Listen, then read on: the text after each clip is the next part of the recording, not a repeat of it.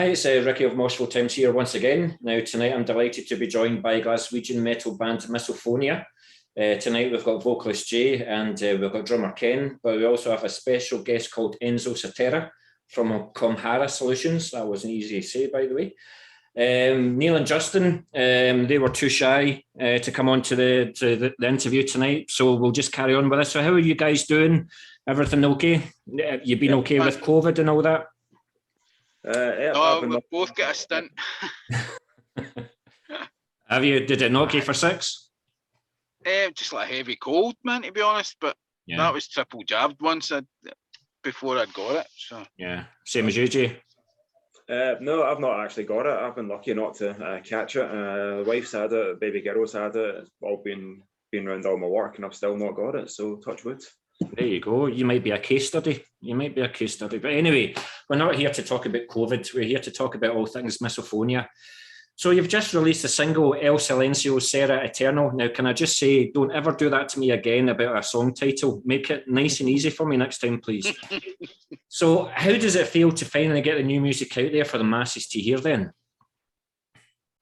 Who wants to go? Ken, do you want to go? Or brilliant. I wasn't really involved in the older stuff, so it's all new to me. So I just love it. Everybody I've spoken to, everybody, friends and family that I've seen it are like that. That's just great. Love it. My son played the biggest compliment. He says, "Dad, that makes me feel the same way it does when I listen to Master of Puppets." So there you go. I can't really say any more than that, to be honest. Do you call him Lars in the rehearsal space? Yeah. So what about yourself, Jay? You must have been chomping at the bit to get this out. I've been chapping at the bit for a good wee while to try and get stuff sorted, but over the moon that we're finally managed to release it, especially kind of with the video, which has been unbelievable. The journey we've been on the past 9 months, from the song's conception all the way through to the finished product. So it's amazing to get it out, and it's amazing seeing the views go up daily. And the feedback I've had has been fantastic. I've not had anything negative said about it. Good. So kudos to the band for pulling out the bag and playing a belter of a recording for us. So. Well, that's what I was actually going to ask. Was the song completed like 6 months ago or something like that, or has it just been completed like a month ago? Is it quite an old song, or? I think Neil wrote it maybe last January, so it's been on the go for a good year, more than a year even. So we had lots of various demos of it. But for the most part, we didn't actually have a live band. We only got the band back together back in March 2021 or thereabouts. COVID kicked everything in its ass, and we didn't have a lineup, and then we finally got Ken and Justin on board after a long search. So it's been downhill ever since. Yeah, pretty much. Exactly. Nah, good stuff. Good stuff. So, for those that are eagerly waiting to hear the new material, then how would you say it compares to your previous material? And do you think you've found the sound that you've been looking for with this latest single? Very much so. Back in the old days of Misophonia, it was very much too many chefs, too many writers in the band, and it was just a big mishmash of tracks, and we didn't have a solid sound. However, I've taken a back seat writing-wise for this one, and I've let Neil come into his own with it. And he's kind of formed the Misophonia sound. So I think this is the sound we're moving forward with. The stuff Neil's been putting out the past year or so has been amazing. We've got a whole load of random demos, and it's just unreal. And Justin, he's put in a few good tracks as well, which is going to be one of the next singles, one of Justin's songs. So it's been fantastic. So Ken, is Neil one of those guys then that will send you a riff at 4 o'clock in the morning saying this is my best riff yet, by the way?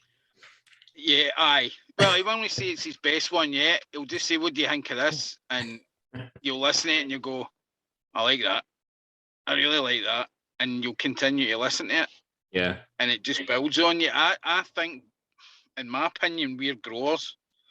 You listen to it and then you listen to it and then you listen to it. Yeah. See if we weren't over the last 9 months, didn't like the song and the way it grew on you, we wouldn't be where we are just now, because everybody went, "Oh, do you know what? I'm sick of that now. It's done." But it's taken its time and it stayed, and it grew for a quote that Jay found online, and that's where it started from. and it just grew out of that. And Neil's like, oh, I've got something that will work with that, and here we are. We're sitting with the video, and we're sitting with the single out, and yeah. So you've also got the video. So where was that located? How did it all come about? And Enzo, like, what did the band give you? Did they give you like the lyrics and you just came with ideas, or did the band come to you with ideas? This is what we want. So when Komhara first started to look into the music industry and want to get into that avenue, we decided that in order to become a music label, we had to really explore what music labels do, and one of those things were making music videos.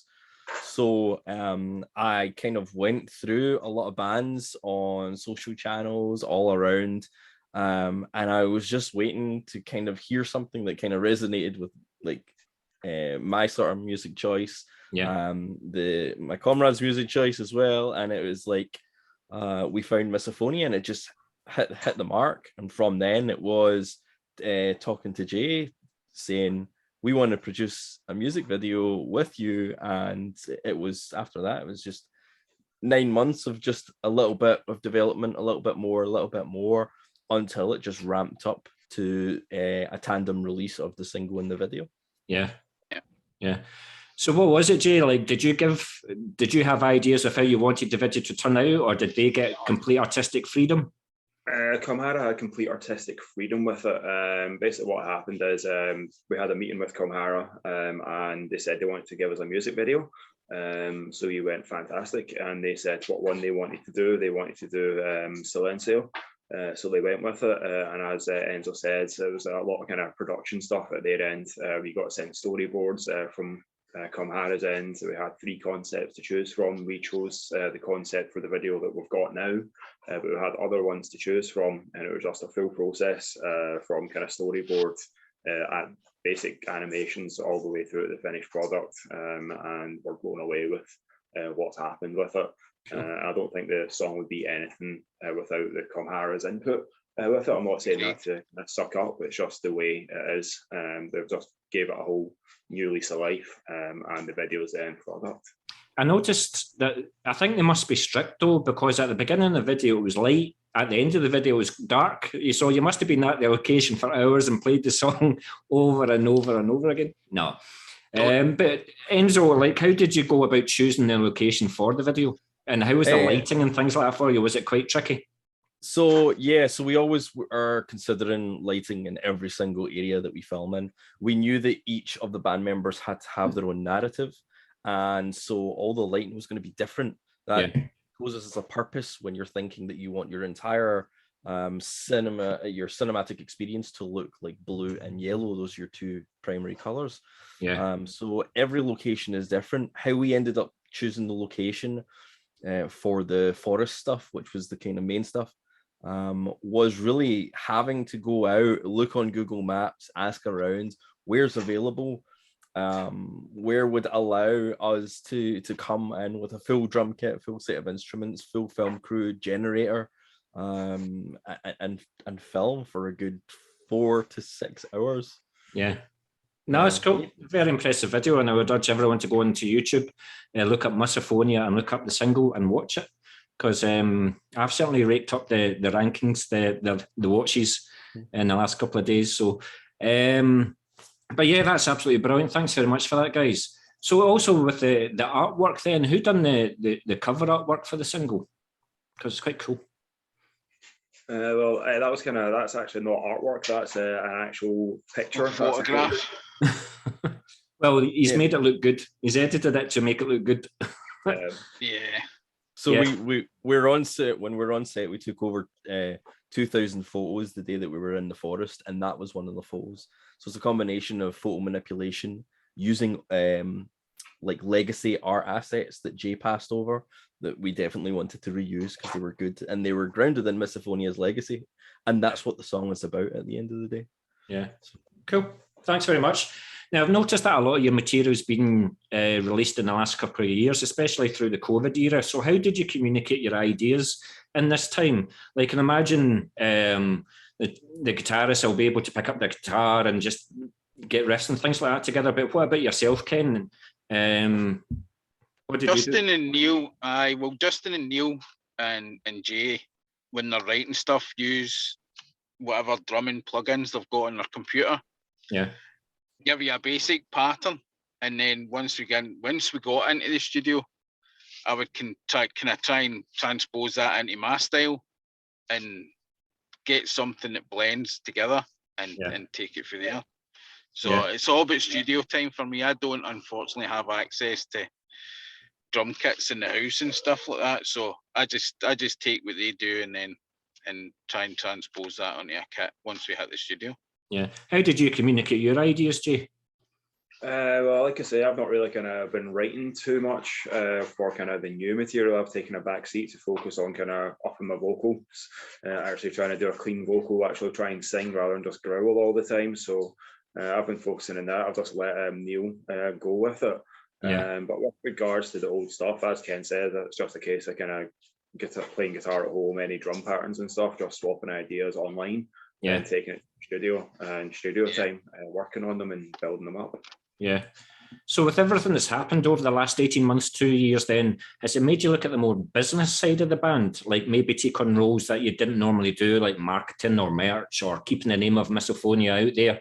Like, did it make you look at that side more? That's Jay's bag. He's been lumbered with that, I might say.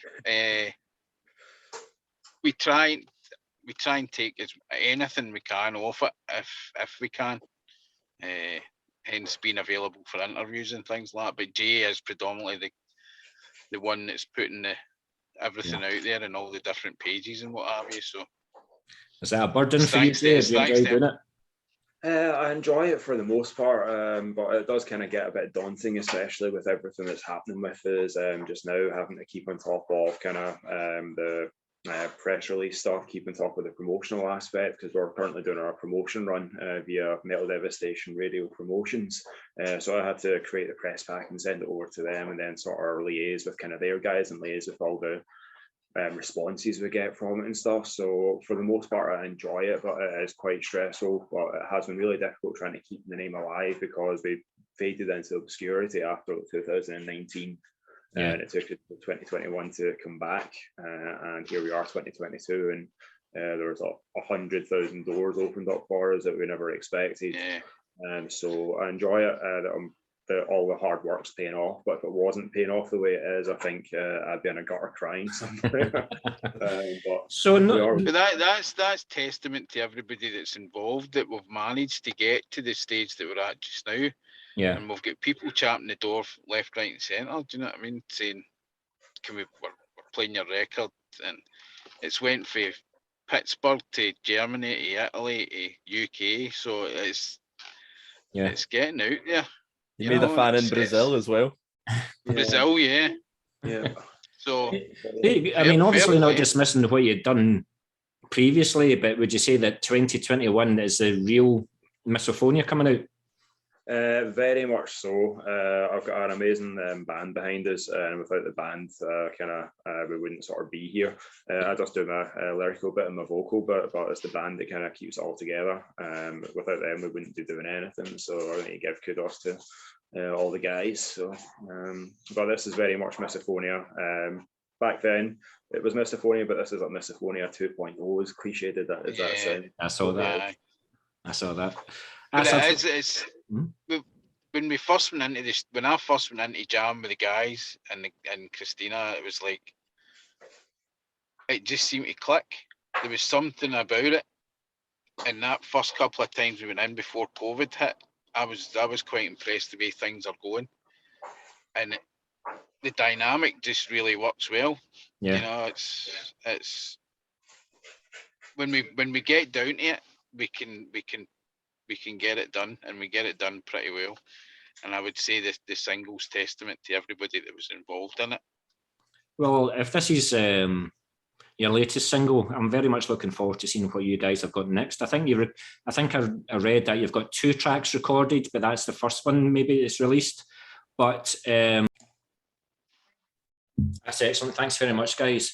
So with the recording of El Silencio, will there be anything that you'll do differently, you'll take forward going into the next recording, or do you think the way that this was recorded, that's the way it's going to be for the foreseeable? The way this is recorded, we actually went really old school with our recording approach this time. We went and actually recorded live. Okay. So we had the band in a live room, and we had me in the mixing booth with an engineer, who for the single was Roddy Mack from Roddy Mack Audio. So we went in and recorded live. So the energy you feel that is the live instruments, and obviously a couple of wee guitar overdubs and a couple of vocal overdubs, but that is the live sound of the band. It's raw drums and raw bass. They're just as it was done there and then. Yeah. In one take? There was a few takes. No, I think we were in about 10 in the morning. Well, we had a couple of the previous night, but we were in at 10 in the morning and we were done by about. We had the musical content, the drums and the bass and the basic song down for lunchtime. Not bad at all. Not bad at all. I thought it would have been a drummer that would have held you back. Oh, I forgot the drummer's actually on the interview. Sorry. Move on. I'm always holding them back. So with the band being fairly settled now on the band members front, so when constructing new material and with the band members having their own personal taste in music, how would you say you keep it all together? For example, like when negotiating what stays in and what goes out of a song? Do you have a vote, or is there a bully in the band? Does somebody go in a huff if their riff isn't used? No. But the previous members they went in huffs when riffs weren't used. That's why the kind of old band broke up essentially, kind of because people went in huffs. It was the drummer that went in a huff, and the guitarist followed suit. But there's not actually any animosity in the band. Everything is such a good dynamic. We all got on so well. We all work really well together. We're all in the same headspace. There's mix of ages as well. Yeah. So you've got myself and Neil that are older statesmen, shall we say, right? And then you get Jay and Christina, and then you've got Justin that's a bit younger. Yeah. So you're getting all these different genres that people are liking that are coming together. And it's like a big mixing pot. And I don't think we've ever fell out over anything at all. There's nothing I don't think that's ever been said. That's pish. I'm not using it. Is it feasible to say then that your next single could be a lot heavier? It could be softer, or do you think it'll be more along the same track? It's a lot heavier. It's a lot faster. I'll say it's actually it's a bit pretentious. The next mix, we're kind of doing a part 1 and a part 2. So part 1 of the single part 1 of the new single is available as the B-side for the current single. And we have part 2, which is the heavy drop. The original is actually available on our New Beginnings EP on our Bandcamp page, but that was like a bedroom jam version of it. But we now have a definitive live jam version of it, and I must say it's something really special from what it was to what it is now. So watch this space is all we're going to say in that one. I love that unbiased opinion. I love that. Absolutely brilliant. No, definitely. I'm not a trumpet blower, but you've got to have faith in what you're doing, or it's not going to work. Exactly. Do you know what I mean? Yeah. It's not going to happen if you don't believe in what you're doing. No, totally agree. So, Jay, with you being the vocalist then, do you take care of all the lyrics for El Silencio, or were the contributions for other members of the band, or do you pretty much do all the lyrics?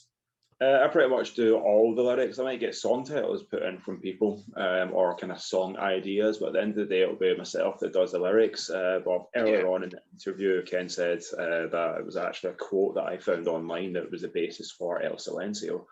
And it was the Spanish part, the heavy breakdown in the song. I can't actually remember it, even though I kind of recorded it.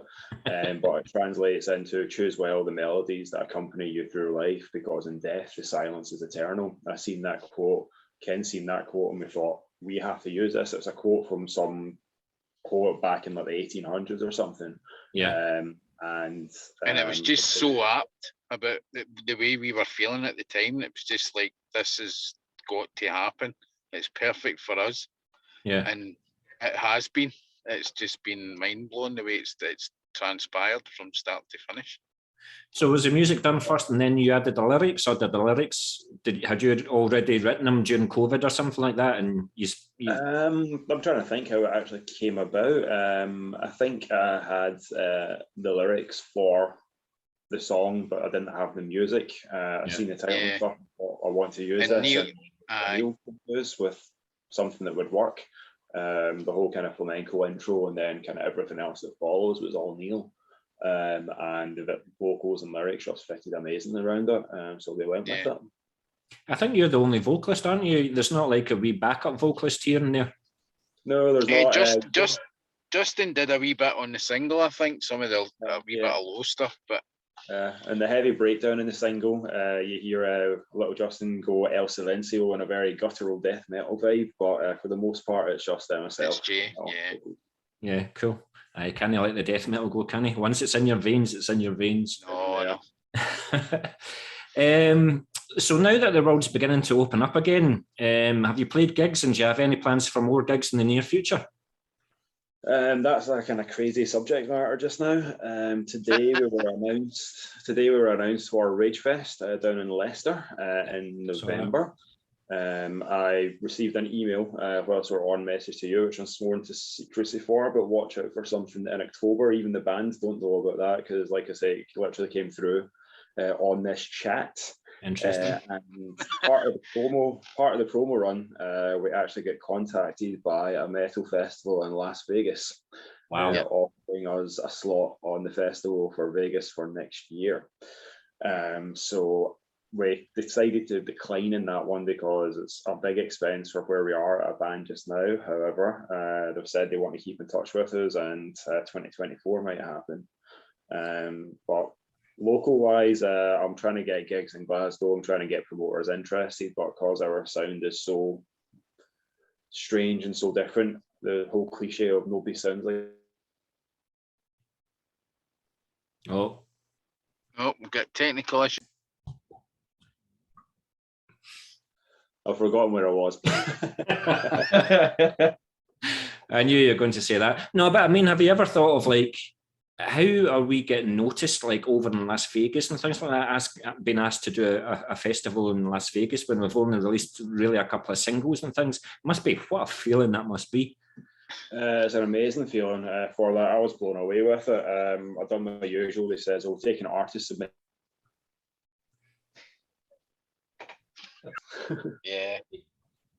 Yeah, I mean, I think with Bloodstock and other UK festivals just concentrating on UK bands for the last year or so, do you think fans are now realising how strong the UK metal scene is? I mean, it's absolutely brilliant that you've got the opportunity out in Vegas and things like that, but do you think gigs, especially in like Glasgow, sometimes Glasgow can be a wee bit cliquey?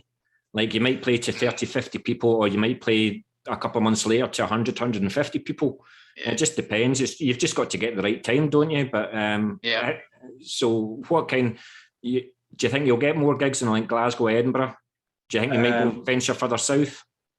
So I think venturing further south is a good idea, and Glasgow don't seem to get us as such. When I'm organising gigs for the band, I tend to do it through in Edinburgh because the venue selection is a lot better. You've got a lot more venues willing to take you on, because I've spoke to 15, 20 Glasgow venues saying I want to put on a show. They're like, nah, you're not getting it. Nah, you're not getting it. And it's like, come on. And then you speak to promoters who are saying, I'm putting on a show, and they listen to you and you go, nah, that's not really what I'm looking for. We're looking for a metal band. I'm like, we are a metal band.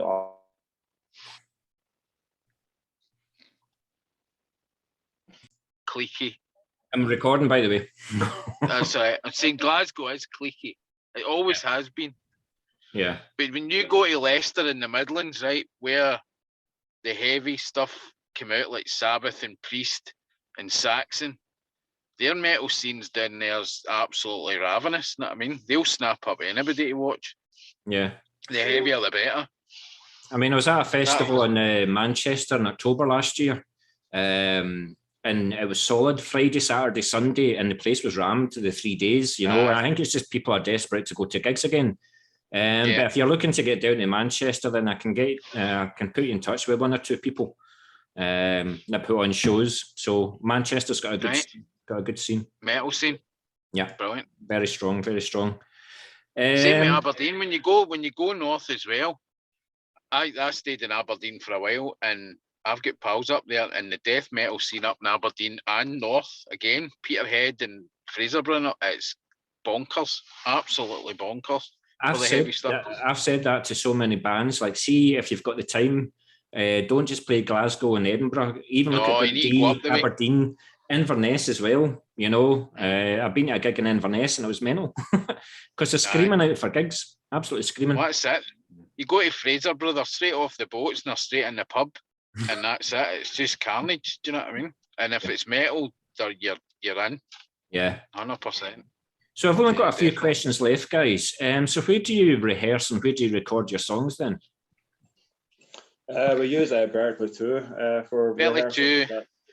That's the only rehearsal place in Glasgow that's left. Lo-fi's gone. In the centre, there's a few in the outskirts, but in the centre, that's about it. So now that you can meet up and things like that, how often are you getting together?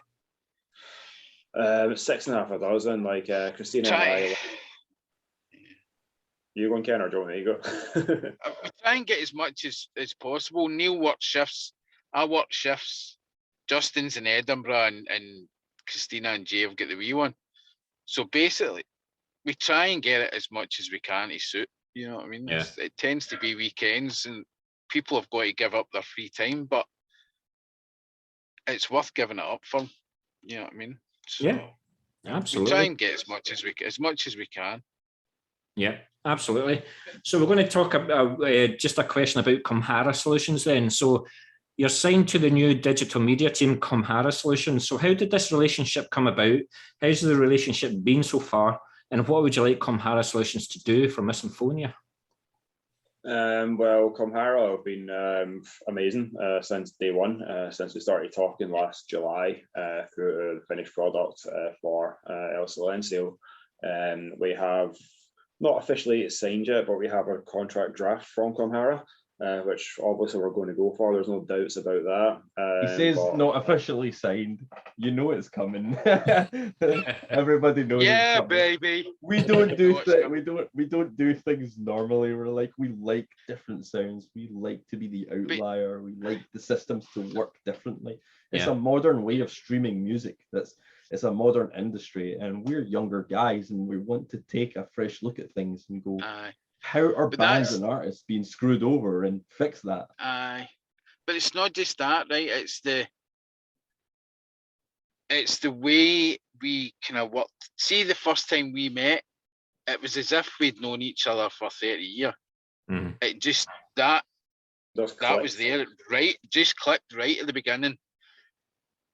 And you can't ask for any better than that. See, if you've got that kind of relationship, where else can you go? You know what I mean?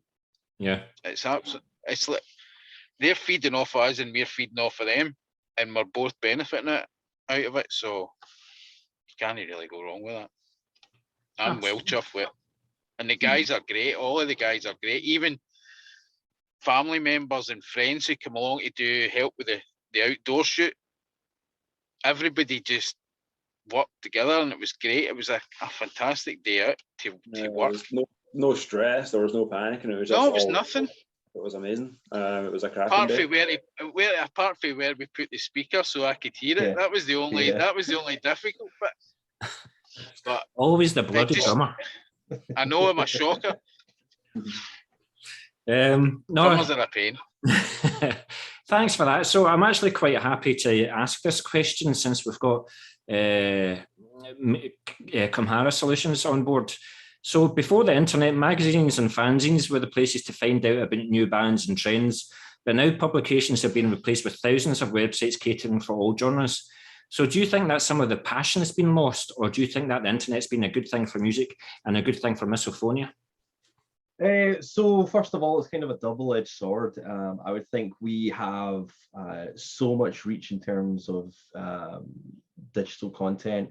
We have so many ways that we can reach new fans and old fans, and it's what's kind of called remarketing, bringing them back in. And there's a lot of techniques there that you lose out with the physical media, and obviously things like the magazines, you lose the physicality of having something you know, in your hands, something that's visceral. And that, again, is a bit of legacy for any band that's in that magazine, whereas it's kind of lost in the sea digitally. So it's just, again, about making sure whatever's getting put out is absolute 100% quality. Yeah. So it's hitting the mark. And I think overall, the digital front for a new band or a revamp of Misophonia is great because they have a newer sound. Yeah. No, cool. Thanks very much for that, Enzo. What do you think, Jay? It's kind of weird, as Enzo says, it can be a double-edged sword. We have actually been offered a couple of magazine features. We've been offered 2 features in the Metalized magazine from out of Denmark, but they were wanting 150 quid for the privilege for reviewing our song and putting it in the magazine. They're saying, "Oh, we'll do this for you, but it'll be 150 euro for you. But if you want a wee kind of interview, that'll be another hundreds euro." And I was thinking, like, we don't have that money. We've got all our money. Maybe I should think of doing that. We've got all the money wrapped up, so we don't have anything spare.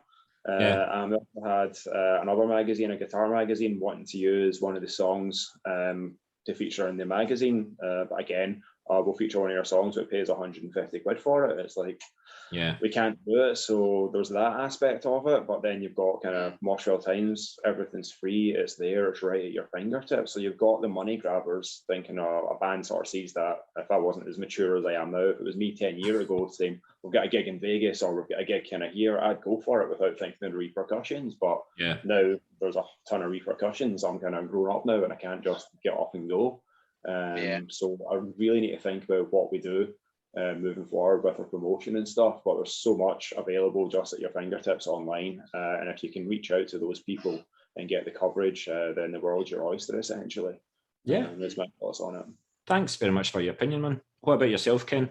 Anything to add on what's been said? No, I think the boys have covered that. I'm old school. I like physical things, CDs, LPs, and I used to buy Kerrang and Metal Hammer and all these things on a weekly basis. But the world's changed. Do you know what I mean? Even newspapers don't exist anymore offline in a hard copy. So the world's different. So it is what it is.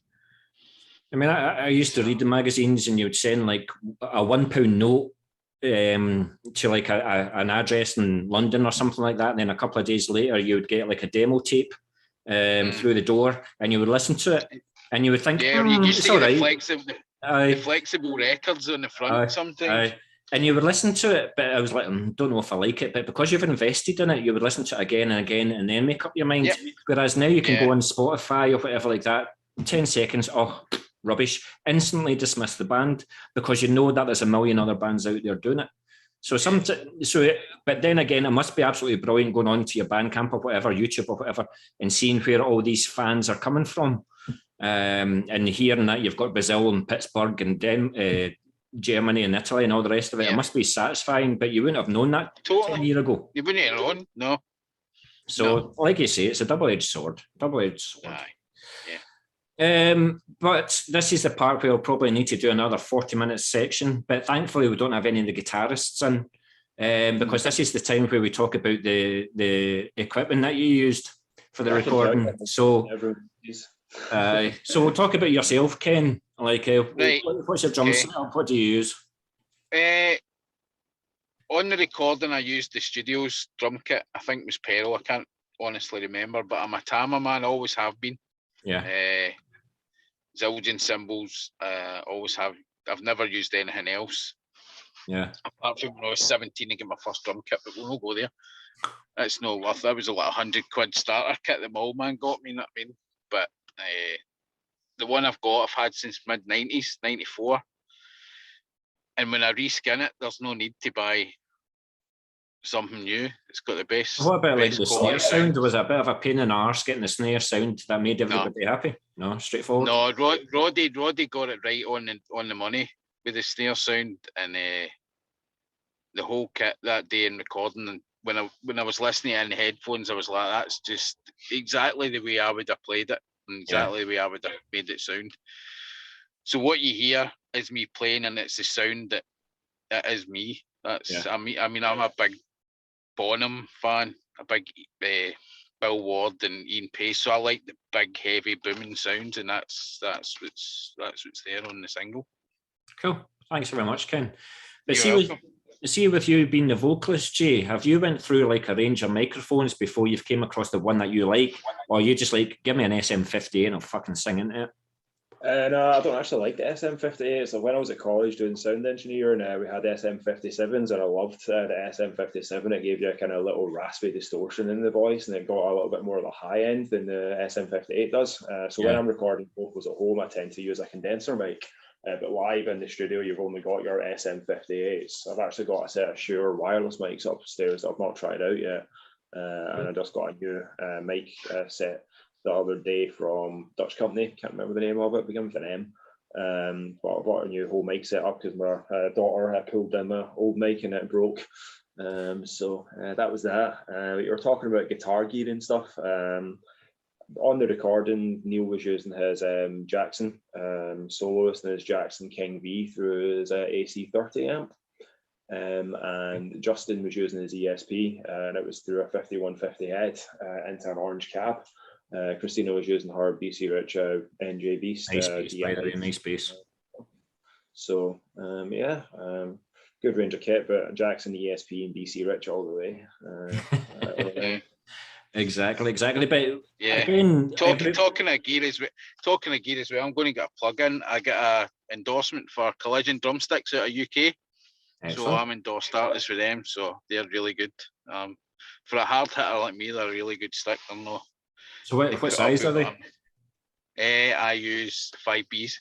All right, so tree trunks. Right, okay. Not too much, but there are solid sticks. Aye. But Jay, when the other guys could pick up their instruments and practice or whatever like that, with you being the vocalist, then how did you practice your vocals? Were you singing in the shower or singing in the car and stuff like that, or how did you? Yeah, home studio upstairs. The wife calls it the guitar cupboard. Christina says it's the guitar cupboard. I call it Misophonia HQ. So we've got my monitor set up and interface, and the guitars hanging in the wall, and the keyboards and the synths and everything. So I get the chance to record at home. So if I get a riff sent through, I'll just practice in the wee guitar room when the wife's out with the kids or whatever. But it's difficult. I'm fine with kind of the whole screaming stuff. I can do the harsh vocals, no problem. But because I'm adapting a clean vocal just now, it's really difficult trying to get the practice time because I'm really conscientious about singing cleans, which sounds stupid being a vocalist, especially going up in front of all these live gigs that we've got coming up. So it's going to be a challenge, but it is what it is. What you need to do is reflect on the good gigs. Aye. And you know that you can do it. So just don't forget the singles proof of that. Do you know? Exactly. What I mean? Absolutely. Been trying to fight with him, and Jay saying, "Oh, I think we should bring my voice back in the mix a little bit." And me, I'm trying to say, you're the front man, you know, the lead singer. Your voice is in a nice place, nice and forward. And all the other guys are like, yeah, it's nice to have you forward. And sometimes Jay's like, I don't know, I think because of the clean vocals, he's thinking, I need to kind of come back in the mix. But I love it, and I think he should be like forward in the mix as it is, and I think it's great. Yeah, he disagrees with me. No, I know he does. Well, you heard it here, ladies and gentlemen. You know exactly what to do next year, then, don't you? So just get singing lessons. Listen to it. But most important question then: what's next for Misophonia? What's next?